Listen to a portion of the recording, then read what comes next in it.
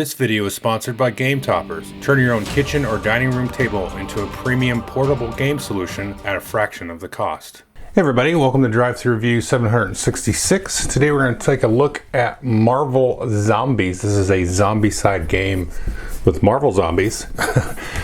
So in this game, like many of the zombie-side games, it's a co-op game. There'll be hordes of miniatures kind of attacking your heroes, quote-unquote in this case. And there's a bunch of scenarios. There's like 10 or so scenarios in this box that you'll play through. There's a little bit of a narrative arc across all those stories, but they don't have to be played in order or anything like that. There's no persistence carrying over from game to game. Now, what's different about this is, at least in this box, you are playing as the zombies. So you are Marvel heroes that have been transformed into zombies, and you have abilities to go and devour some of the NPCs and some of the minions that you're going to be fighting. And then will be non-zombie heroes, superheroes, coming to fight you along with a bunch of different shield agents. Now there is another mode mentioned in this box where you can actually play as sort of the good non-zombie heroes. But there's no way to play it with the base box. You need the X-Men Resistance expansion, which I don't believe has hit retail shelves so far. But let's go down to the table. I'll show you how it works. It's a lot like a normal zombie-side game with some little twists and wrinkles there. And then I'll come back and tell you what I think. Okay, you can see I've got the game set up. This is actually the end of a game that I finished the other day. Lost somewhat miserably. And you can see, let's just look at some components. I'm not going to go excruciating detail if you've never played a zombie-side game before. It's a lot like that. Like I said, you're playing the zombie heroes there. You can see Zombie Hulk next to Zombie Deadpool. And down here we have Zombie Wasp. Those are all in green. And then we have here the real Doctor Strange. And then a bunch of these different shield minions. So we've got troopers. You can see all those in gray. And then there's guards and special agents. Over here we have Zombie Captain America. And there are different parts of the game board that you can see, a lot like the original zombie side, where you've got little sections of the street that are little zones that you will move into, and then different parts of buildings that you will open up and then reveal, you know, what's in there in terms of the minions or the shield agents in this case. Now, when you fight the shield agents, it's not just like the three different types. So for example, here we have here the special agents. They're these kind of running sort of light brown characters there. They get 2 activations. They only have 1 hit point. The guards here, you can see they have different shields and so on like that. These get the typical 1 activation, but they have 2 hit points. The superheroes, we'll take a look here at the Doctor Strange card. You can see they have a variable number of hit points. The thing that's different with them is most of the minions that you kill will give you kind of 1 experience point. The heroes will give you experience points equal to their number of hit points. And they also have a special ability. You can see Doctor Strange here acts as a spawn point during the enemy phase. So in addition to spawning, you can see over here, well, you can't really see it, but you can, you'll spawn at the edges just like you do in the normal zombie side game. You can also spawn enemies on Doctor Strange. So he summons them through his little portal. Here's what I imagine he's doing. So there's various different heroes that you can fight. Let me show you just a few of the models. I'll just show them to you in their little plastic moldy inserts here. All zombie-side games come with these awesome things to keep all your models safe. So you got Spider-Man there, you've got Black Panther, there's Thor, and there is the Scarlet Witch. And then you can see a couple of the other zombie models there, Iron Man on the left, and then Captain Marvel there on the right in the green there. So the scenarios are going to vary a little bit, from scenarios to scenario, just like the original zombie side game. The heroes will take their actions. The bad guys, or in this case S.H.I.E.L.D., will take their actions. Then you'll spawn them at the different spawn points. And you'll have different objectives, so there might be, in the case of this scenario, there were little objective markers that we had to get to over on this side. Or you can see there's this face down card here, which is actually a bystander card. So maybe you have to devour certain bystanders, because that's one of the things you can do as a zombie. So for example, it worked out in this scenario here that Captain or General Ross, is he Captain or General? He's Thunderbolt Ross. Oops. So it ended up working out that this is the character we had to devour, and he would have a key, which would help us then unlock these doors. There, you can see one of the doors there, the green doors. So those don't become openable until you devour him and then get whatever, he has to open those doors. So the objectives are going to vary the gameplay up just a little bit there. And again, the actions are the same. You kind of move, attack, maybe interact with an object on the board, and then kind of go from there. But let's take a look at the player boards. Now let's take a look at the Deadpool character that we have here. So just like the original Zombicide games, you've got the XP track down here. As you start to kill or devour different minions, your XP will start to go up. And again, the spawn cards work just the same, where you take a look at the highest sort of range. So you've got blue, green, sort of orange, and then red at the top. So when you start to spawn, you're going to look at the highest leveled character and then react accordingly based on the card, just like the original Zombicide. And there's a couple other things that you can do here. So here you've got your hit points. So everybody has 5 hit points. As you take damage from zombies that are in your zone at the end of the turn, you will start to go down. If any of your heroes get to 0, you've lost the game. Then you also have here your hunger track. Everybody starts the game off with 0. At the beginning of each round, all the zombie heroes will increase their hunger by 1. And what hunger does, it's actually good and bad. So you can see here, if we zoom in just a little bit tighter, Deadpool has 2 attacks. He's got his dual katanas and a devour attack. Everybody has a devour attack, and everybody has kind of a regular attack. Now, whenever you attack, you're going to roll a certain number of dice. So let's say we're going to use the dual katanas. You can see it's a melee action because it's got the fist. If it was a ranged attack, if we take a look at Wasp here, it'll have this little symbol there, a little kind of flaming arrow thing. But if I'm going to do this, I can attack anybody in the same zone, 0 zones away. I'll roll 3 dice to attack, and then I'll need to roll 4s to hit. Now you're always going to add your hunger equal to the number of dice. So if I have 1 hunger, I'll add an extra dice. If I had 2 hunger, I'll add 2. So you might think, oh, that's really good. I want to max out my hunger as much as possible. Well, the problem is once you get to the max hunger, which is 4 for everybody, then you are locked into only moving and only doing a devour attack. You can't do any other actions, any other attacks other than move and devour.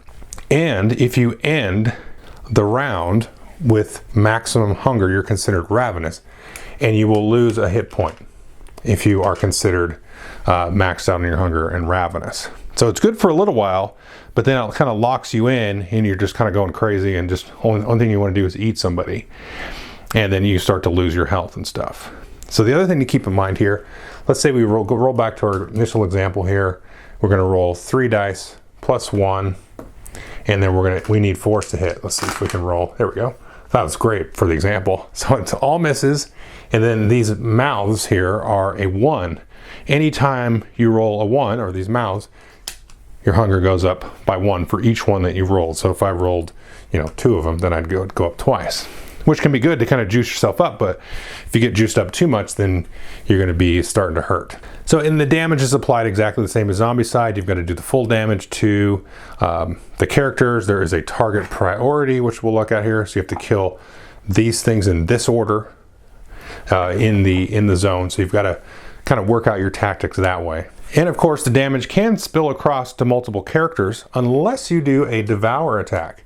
If you do a devour attack, what happens is it will stop. So even though you might be rolling a bucket load of dice, you are then going to just devour the first sort of NPC or minion or whoever that you're attacking. So the first one you kill, the damage stops, it doesn't spill over. And then what happens if you get a successful devour and actually eliminate at least one figure, your hunger will drop all the way back down to 0. So you kind of restart the cycle over again. And I should say each character gets 3 actions per turn. Once you level up to yellow, everybody gets the +1 action. You get to orange, and then red, you start to unlock these other different abilities. One of the other actions that you can do besides move, attack, or interact with a door or something like that is you can kind of mutate. So you have these 2 slots here for mutating, and you just draw a card off this big deck of mutations. There's some repeats in there, and then you just draw and put one of those there. So you can only do this mutate action once per turn to draw kind of a new special ability. And all of these are basically a discard action. So you can discard it later to use it for some effect. Sometimes it'll use an action, sometimes it'll be a part of an action. So effectively most of the time it's like a free action that you can do. So you kind of store, bank an action from an earlier turn to use later. Now the other thing that you can get here are these bystanders there. So when you devour specific bystanders, you can see here's the one for Thunderbolt Ross. There's different ones here. Here's one for Okoye, right, from the Black Panther movies. When you devour them, you only have a slot for one of their spots here. You will take that, that will sit here, and this will be kind of giving you a permanent ability. If you devour a new one, you discard that one, and then you replace that if you want to. Now, it's worth noting that you cannot just attack them. The only way to fight them is to devour them. You can't hit them with a regular attack, and they don't give you any experience. Sometimes there'll be some stuff, though, in the missions that will give you like 5 experience if you devour a bystander, stuff like that. But they don't inherently give you any experience. The other thing to note about these bystanders, if we take a look here, you can see Okoye has the little fist there, same with Thunderbolt Ross. But if we take a look at J. Jonah Jameson, no fist, Mary Jane, no fist. So these characters are going to move along with the other shield agents and superheroes and try to attack you. They're going to do 1 damage just like everybody else. The others that do not have a fist are going to try to escape. They're going to try to move to the nearest zombie exit. And sometimes if any of them escape, you'll lose the scenario. And there's different conditions like that kind of based around that as well. But actually that is pretty much the whole game. I didn't get into all the details of a Zombicide game because it's so well known. But if you have questions about that, there's a bunch of tutorials and stuff on some of these Zombicide games. But it's basically, traditional Zombicide with the little twist that I showed you with the zombies, the hunger, the devouring, and all that kind of stuff, and kind of mutating, getting the special abilities that way that you kind of use or lose. Okay, so that is Marvel's Zombies. Let's just go right into my 3 pillars of review. Playtime is going to vary. Some of the beginning scenarios are going to take you under an hour. And then some of the more epic ones that have bigger maps are going to take you maybe upwards of about 2 hours. That could also depend on the number of players. Now, technically the game really plays from like 1 to 4 players, but it can also play up to 6. There's enough components and everything to play with 6 zombie heroes. And there are special rules for each scenario to kind of tweak the difficulty or the spawn rate and stuff like that for up to 6 heroes. And I've not tried it with 6 heroes. But again, now the player time is going to vary. Now, as far as play count and like what I might think of it, now I've only been playing this solo with 4 characters, and I think it works fine. To me, I don't think playing with 3 other people is really going to make any difference at all, honestly. Probably just some better discussion. Maybe we'll lose less often if there's some other brain at the table besides mine. But yeah, that doesn't really matter. And like I said, I haven't played it up to 6. I don't think I've ever played a Zombicide game with more than 4. Which gets me into my last pillar. What is this like? Well, this is my favorite Zombicide game. I don't talk a lot about Zombicide, but I've played, I think, all of them, except for the space one. Played the original, played the 2nd edition, played Night of the Living Dead, played the Black Plague and Green Horde one, not played the space one. I've not played the Western one. I think that one's out. I haven't played that one. Didn't really have interest in that one. This one's my favorite. I think by far. It really reminds me of Cthulhu Death May Die with the whole hunger ravenous thing, because in Cthulhu Death May Die you're kind of having a similar sort of idea with the sanity, right? So as you go up, you start to roll more dice, which could be a problem in that game. So this is kind of like a more simpler version of Cthulhu Death May Die, obviously rethemed or whatever in the Marvel Zombies universe. And I really like a lot of what they did to bring that zombie theme home in terms of the Marvel zombie side. Because, I think I just made a dumb pun there, but because you have your basic zombies and stuff, which you always kind of have in the basic games. And usually you got to get some expansions and stuff like that, to get anything kind of really wrinkly and interesting. But this has 2 things really going for it in terms of like what you're fighting against. One is the superheroes, of course, and they have some really cool abilities, and you really got to take them out because they will just, when they show up, it's like, oh crap, there's a superhero, and you got to really deal with them, and they can really throw your plans for a loop, and they will show up every time. There's plenty of cards in the spawn deck that will spawn them. And then you've also got the bystanders, which is a neat thing because you don't go after them for experience, and you go after them to get, like, basically upgrade your character a little bit, get a special ability or some kind of mission objective.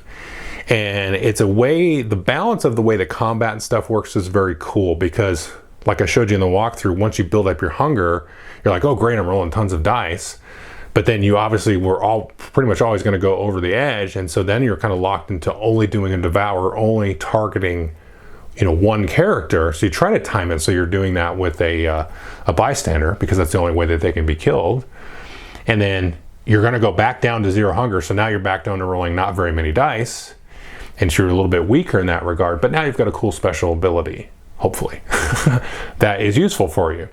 So that's a really cool kind of seesaw, kind of juggling action that just adds, it's so simple, but it adds just a little layer of crunch to the game that just really makes it fun and really makes it cool.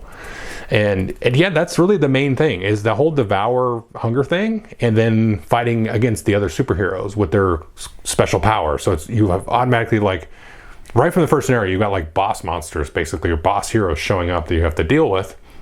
And there's enough of them in there to kind of change things up and deal with them in different ways, And yeah, I mean, you play through a bunch of different scenarios. I played into some of the medium ones. I haven't gotten into the, the difficulty ones or the 2-hour ones, but I didn't lose any of the easy ones, but I've lost the medium ones a couple times and won a couple, And so that's probably right at about the right, the right what kind of weight, I think, for the game. So you can kind of play around the difficulty level. The heroes are just going to automatically just ratchet the difficulty up no matter what you're doing. And it's just really neat. And so I'm super curious, though, about the sort of the flip side of the coin, because you can play as the good heroes, the non-zombie heroes, playing against zombies and playing against zombie heroes. Now, the only way to sort of unlock that is to get the X-Men Resistance expansion, but I think that's a standalone expansion. It's not out yet. I know people are probably getting their Kickstarters and stuff. This is just the retail, what I showed you. So if you go to the store and get it, this is what you'll get. And I think the X-Men one is coming out soon, like this summer, early summer, June, July, something like that.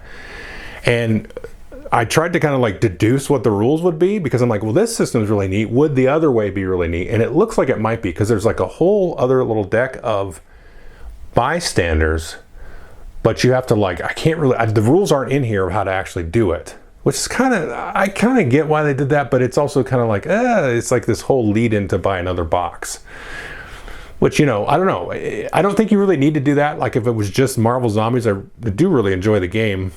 It's just like, oh, this is fine. This is cool. It's a good standalone game. But then it's like giving you this big teaser of like playing like the opposite mode, which you then need, this other box, which is, I think, like the same like $130 box or something. And so it's like, that's a little weird, but it looks like it might be interesting, just kind of looking at some of the cards that come with that go with that mode, looking at the missions, but not knowing like the full rules. It's tricky to kind of figure that out. So I'm interested to see how that works. And hopefully they kind of blend together, because there are missions in here. There's like, I think there's like 10 or 12 Marvel Zombie missions, and there's like 6 of the Marvel Hero missions. So hopefully in the X-Men box, it's kind of the reverse, so you can still like share your components, pretty easily. So hopefully that becomes a thing. But yeah, I mean, this is, if I had to rank the Zombicide games, it would be this one, Marvel Zombies. Then I'd probably put Massive Darkness 2 in there, because it's basically a Zombicide game, like right under this or pretty close to this one. That one's cool. It's more of a dungeon crawl, obviously, but you're playing the Zombicide style mechanics with some hero leveling and stuff. I would put this above that, though, because to me, this is just, it's the same sort of concept. It's just, one-shot little missions that you can just pick off and do. And the mechanics are just so much more interesting. The uniqueness of the characters in Massive Darkness 2 made me change my mind one day, because there's like, the characters are really unique and asymmetrical, so that's cool. But I just like the simplicity of this one, and just bang and knock it out, and then again playing with the hunger back and forth. And then under that, I'd probably go Green Horde / Black Plague. I like the Green Horde one a little bit more, because it's got more stuff going on. And then underneath that would probably be Night of the Living Dead, because I wanted to like that one more than I did, but the whole like zombie side mode of it was like, that doesn't really, it just kind of removed me out of the game of playing the movie, which was the really cool part to me. And then all the rest of the stuff that I don't really care for the other ones, actually. But this one, yeah, I mean, for me, I'm not a big Zombicide guy, but this is definitely my favorite one, for all the reasons I said. So that's it. Thanks.